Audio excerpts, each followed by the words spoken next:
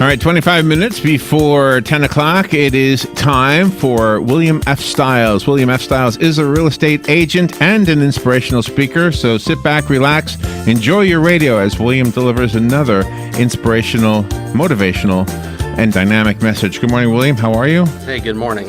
Good to see you. You know, I speak about going for dreams.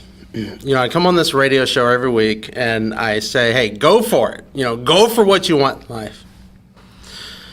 I speak on going for what you want. I speak on making things in your life the way you want them. I speak upon creating the life of your dreams, of creating the reality around you that you choose. I speak upon things like, hey, don't let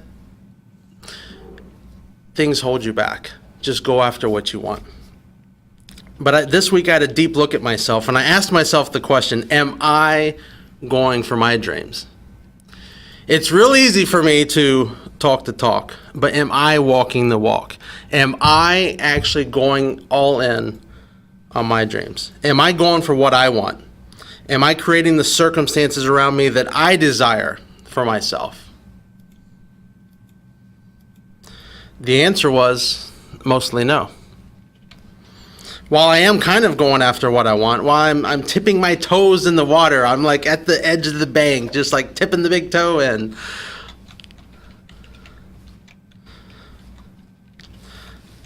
I'm going halfway, not going all in.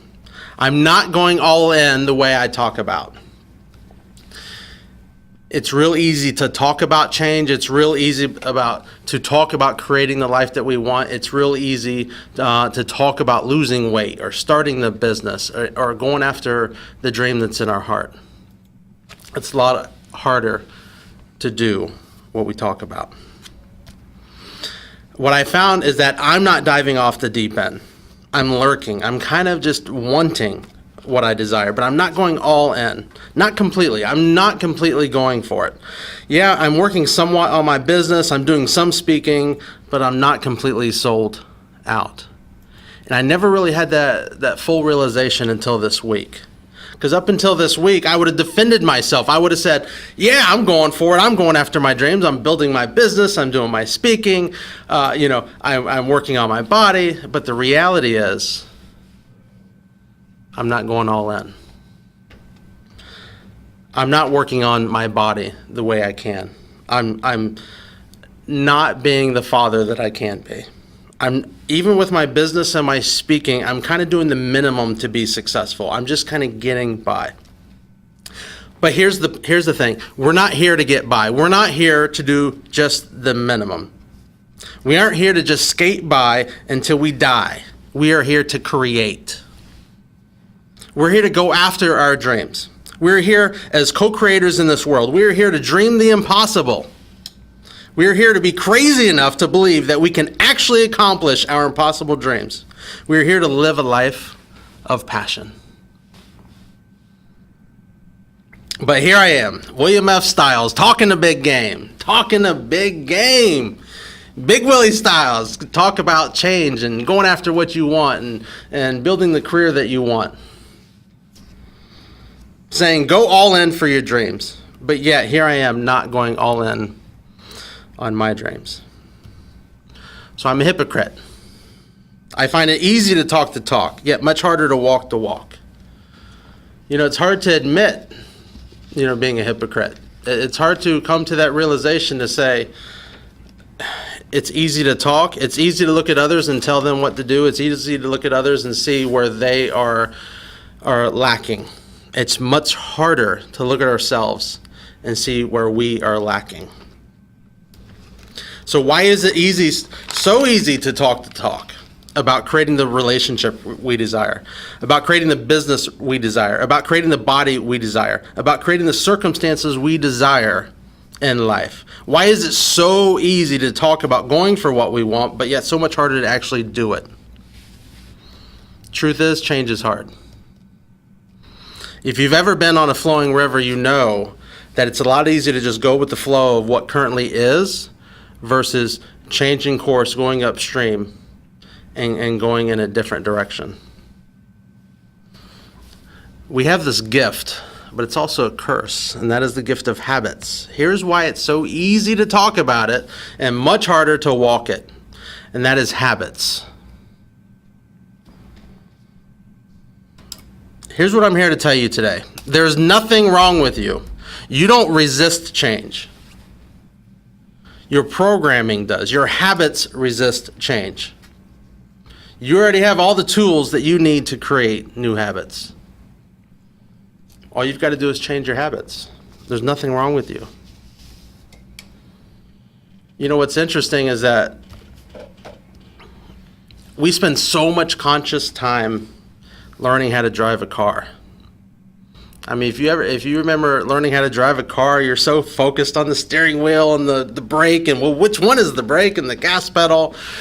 And then you're so focused on where you're going and the traffic around you, and you're scared. It just takes so much conscious effort. And then here you are now, fast forward many years, you do that without even thinking. There's like, I was researching habits this week, and quite literally, when you're running a pattern, when you're running a habit, like your brain activity severely decreases. So you're literally not even thinking about it. You are on cruise control. So we have these habits. We have these habits in our life that have us on cruise control. And when we go to change something, it's really hard because those habits do not want to change. And you may look at habits and say it's a bad thing, but they're gifts, because without the gift of habits, without the gift of this programming that allows us to work on autopilot, we wouldn't be able to get anything done hardly in the day. We would be stuck on brushing our teeth and tying our shoes. This gift of habit, the gift of one day having to consciously focus so much attention on the act of tying our shoes, and then a short while later doing it with no thought at all. The gift of so much struggling, learning how to drive that car one day, and then the very next day being able to do it with no thought at all. We are creatures of habit, and it is a gift. We wouldn't be able to get much else done if we were spending our days focused on those little things. But I'm here to tell you this gift of habit, the thing that frees us up to be able to move on to bigger and better things in the world, it comes with a cost. Because if you're sitting out there right now and you're wanting to change, you're wanting to create a healthier body, if you're wanting to get fit, if you're wanting to get out of that job that you have and go out and build your business, if you want to make any changes in your life, you're going to face your habits. This gift of habit, which frees us up so much, is also the chains that hold us into our current realities. And that's really what I speak about. What I speak about is going for your dreams, and I'm facing habits head on. And I'm facing it, first of all, because I struggle too. I'm not here to say that I have everything figured out and I'm going to give you the way, the path. I'm here to say that I'm determined to improve my life. I'm determined to face my challenges head on, and I want you to do the same thing. You must break free. You must be willing to face those habits head on to break them. Because if you don't, you're going to find yourself with a smile on your face around your friends, yet living a life of quiet desperation on the inside. Have you ever experienced that? Have you ever been around friends and you're smiling and everything's good, and on the inside, things are not so good, and you're living a life of quiet desperation? If you don't change your habits and if you don't go for what you want, you're going to find yourself on your deathbed screaming, "God, I wished I had gone after my dreams, but I settled instead."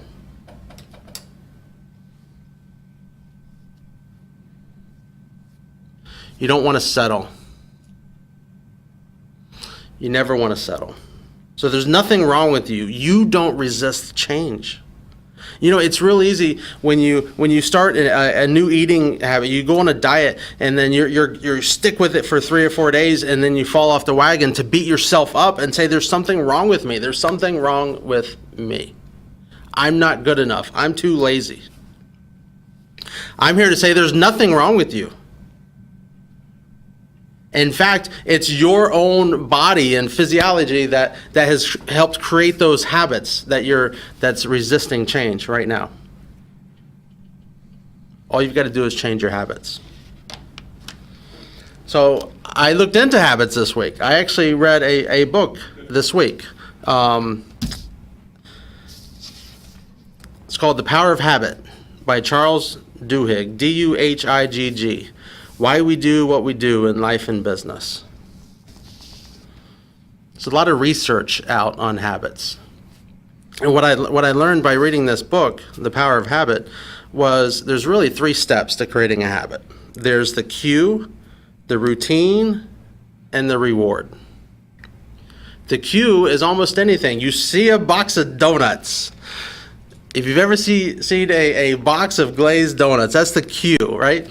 And then you're triggered to want the reward. You're wanting the reward of that sugar high. And the routine is the process you go through of eating the donut. And based on the research, once a habit is fully ingrained, you crave the reward so much that once you're cued up, it's impossible to not follow through. You will get to the point. That's why willpower. It's we work with willpower, and we can withhold, and then eventually we would break through. But the idea is that you can change your habits. You're not getting rid of the reward per se. You just want to substitute the routine with a healthier habit.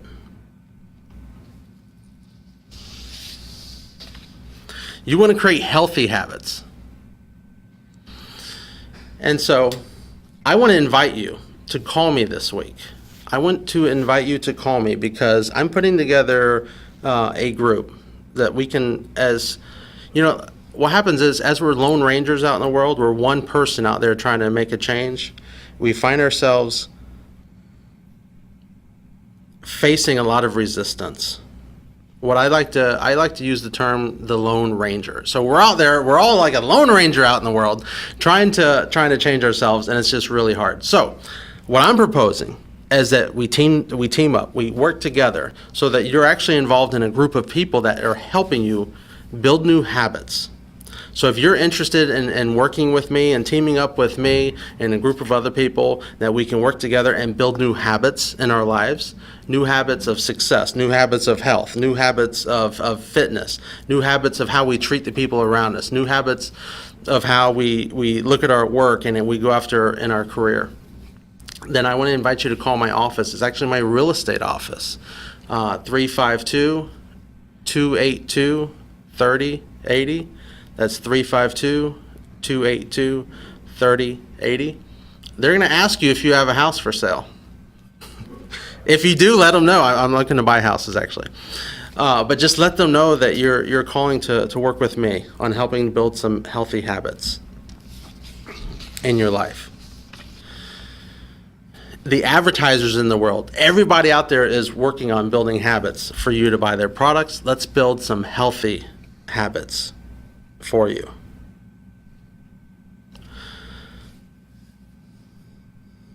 Larry and Robin, I want to invite you into the show and ask me some questions about habits.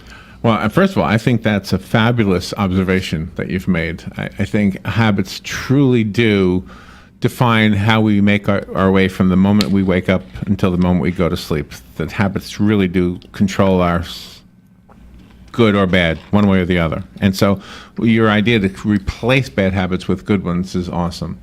So, but the question I have is, how do you do that? What is your plan, maybe for you specifically, or if you're with the group of people you're trying to start, what will be the method for changing habits?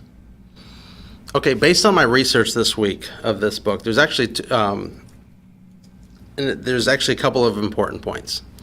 Number one is, when you're trying to do something new, you haven't been exercising and now you want to start exercising. So when you go out and after you go through the routine, so the cue is, let's just say you put your exercise clothes, you have to create a cue. So you put your exercise clothes there by your bed in the morning, and so that when you wake up in the morning, you see your shoes, you see your running pants and your shirts. That's going to cue you, right? So with that cue says, hey, now I'm going to do this behavior of running. So when you go out and you do this exercise and you come back, there's going to be a reward. And this is the important key, is to be conscious of the reward. Conscious of the reward, because based on the research, habits are created when we start craving the reward. But a lot of times when we're creating new behaviors, we're not really looking at the reward. We're thinking 2 years down the road, when I lose 100 pounds, then I'm going to be rewarded. But we're not seeing the reward today. We're not seeing the reward. We exercise today and we're actually being rewarded now. We're thinking we're in pain now. We're thinking that we're suffering now so that a year from now we can be happy. So number one is we have to be conscious. We have to be awake and aware of the actual reward that we're receiving right now. And here are some rewards. So you go out and you exercise today. You have these endorphins that run through your body.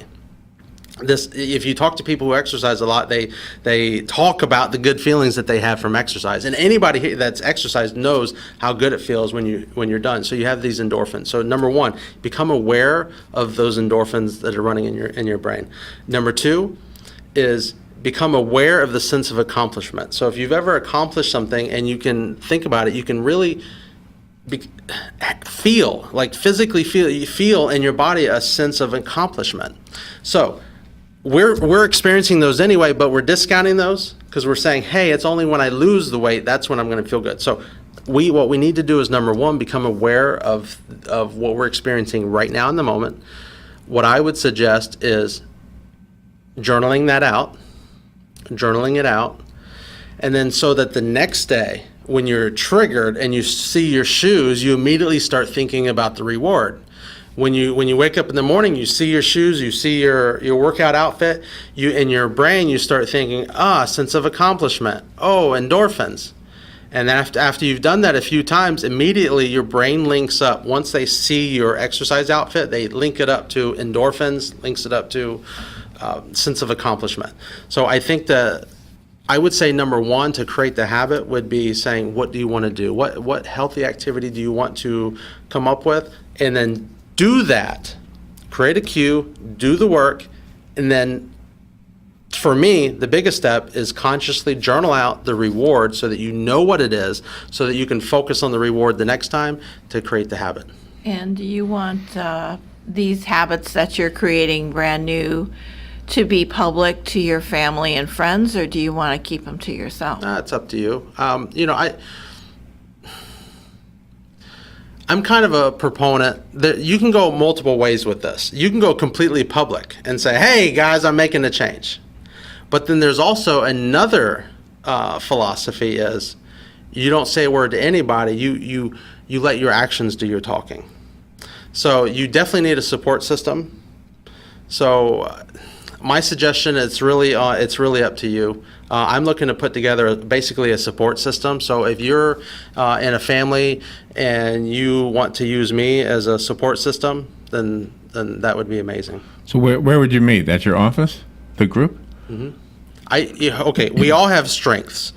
Organization is not one of my strengths. Okay, so I'm definitely looking for people who have talents that support mine, that can come together and help organize this group and come up with organizational activities. But I do have a real estate office here in town. It's actually right near the mall, that we can meet with the purpose of coming together and helping each other. Well, what kind of organizational activities do they have to come up with? You know what's that's funny. Because where are we going to meet? What time? What are we going to do? Things like that. Yeah, that would be the question I would want to know. I mean, obviously we've got other lives, so work, school, whatever might be an issue. Will you be creating like an internet place, like a website for this, or? It's going to be a local group here in Ocala. Here's the thing. I like the idea, there's Facebook, there's groups, there's internet and all this kind of stuff, but physically hands-on. What I'm talking about is real change in people's lives. I think we need personal touch.